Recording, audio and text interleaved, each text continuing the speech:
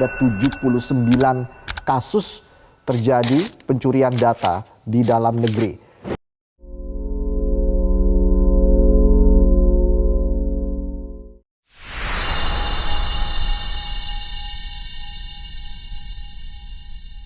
Hai guys, balik lagi bareng kita di podcast Visi, yaitu Priyanka dan Casey.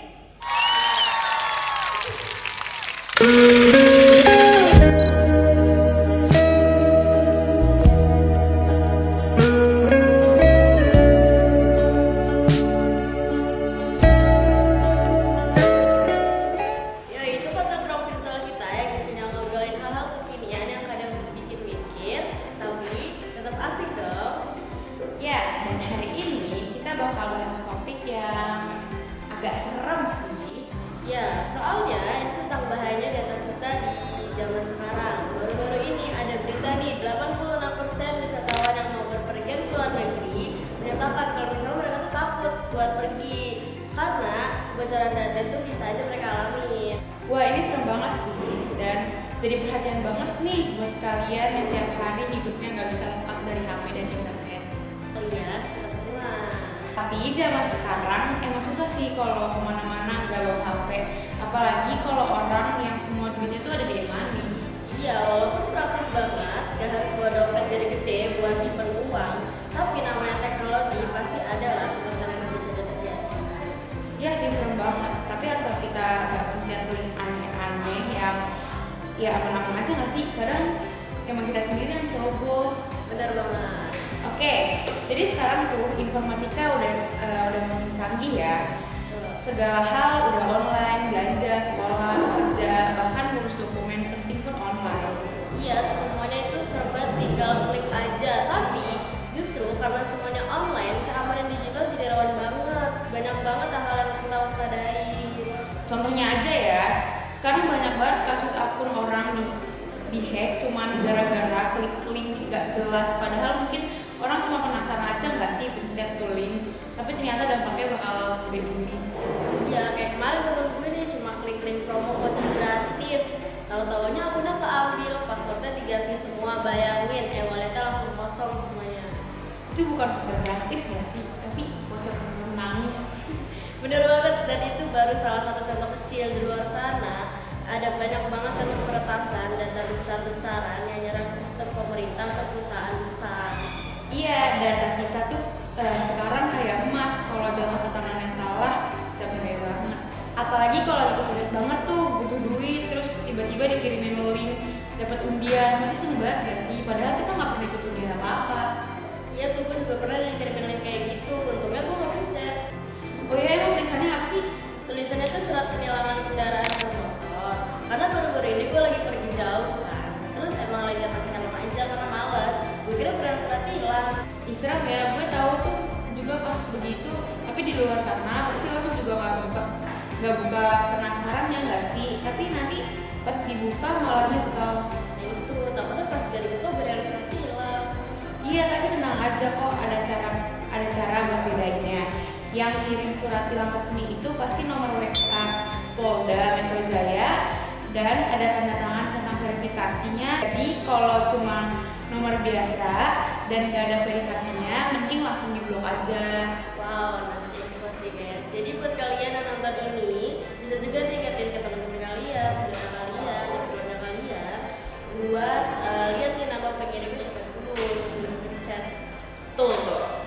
Anyway, Prin, menurut lu ancaman keamanan digital yang pernah lu alamin apa sih? Soalnya lu kan aktif banget ya di sosmed.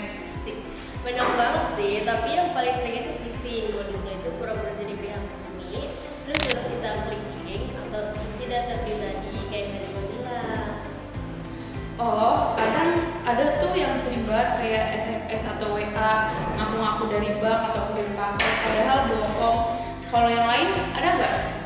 Ada juga sih resiko hacking akun media sosial, makanya gue selalu hati-hati banget kalau misalnya pakai medsos. Soalnya sekali kena hack, udah tuh bakal digunain sama pihak yang gak bertanggung jawab. Ya kayak biasa modusnya tuh, tolong aku butuh pinjaman darurat, transfer ya. Padahal itu bukan orang yang punya akun sebenarnya. Iya, karena kan tuh banyak juga tuh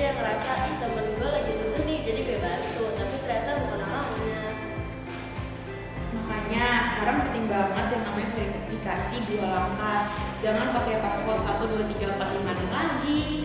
Ya please ya guys, password jangan ambil sendiri atau tanggal lahir itu tuh kayak undangan banget buat hacker-hacker, dan usahain pakai password yang susah tapi tetap dicatat nih di catatan kalian biar gak lupa.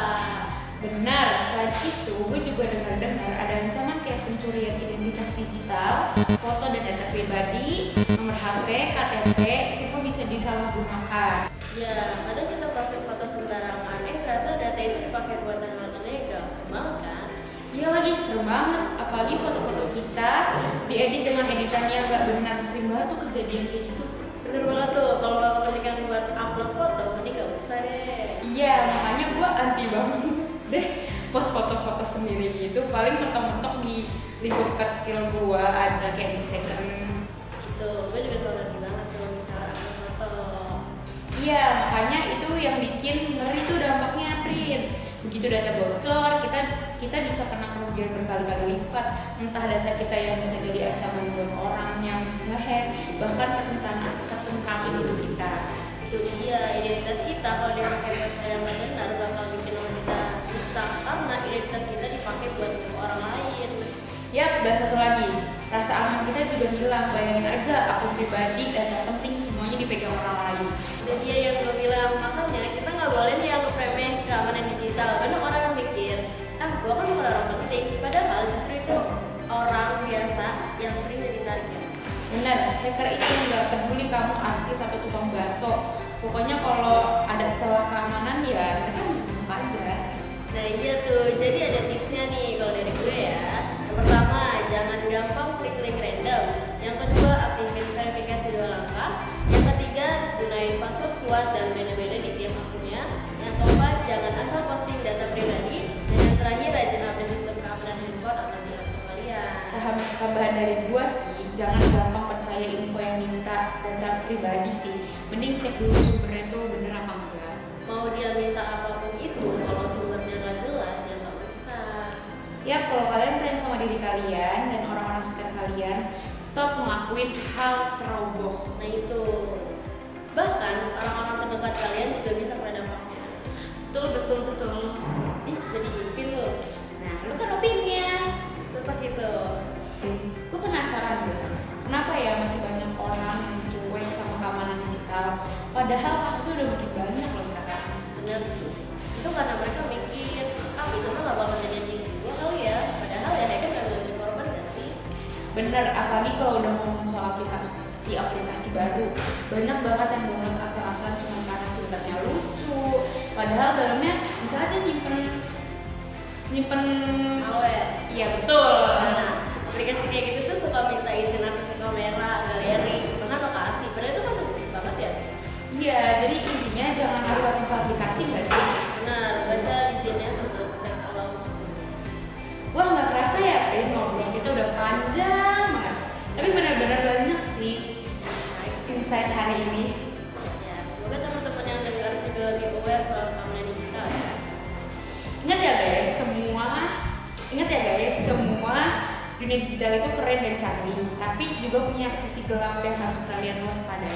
Betul. Jadi jangan cuma jadi pengguna yang pinter teknologi, tapi juga bijak teknologi dong. Yes, itu dia obrolan kita hari ini di podcast ini. Jangan lupa follow, share, dan kasih rating podcast kita ya. See you.